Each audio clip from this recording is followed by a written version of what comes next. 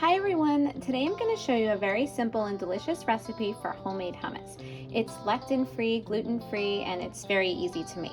So first we're going to add 1 cup of pressure-cooked chickpeas or garbanzo beans into a food processor.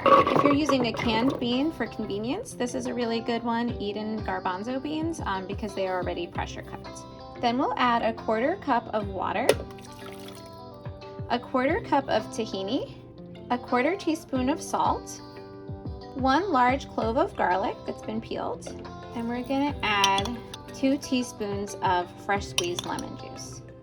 And if you want it to be really lemony, you can add a little bit of the zest as well. If you want, you can add a couple of shakes of some spices as well, like cumin or onion or garlic powder.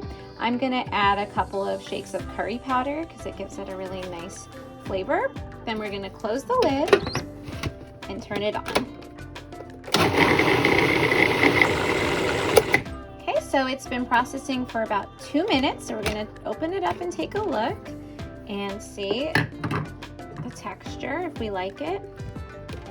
This has a really nice smooth texture, and so we can put it on a cracker, or you can enjoy it with some fresh veggies. It spreads nicely. If it was too thick, you could always add more water, but this looks really good. And there you have it, the most simple and delicious recipe for homemade hummus. Enjoy.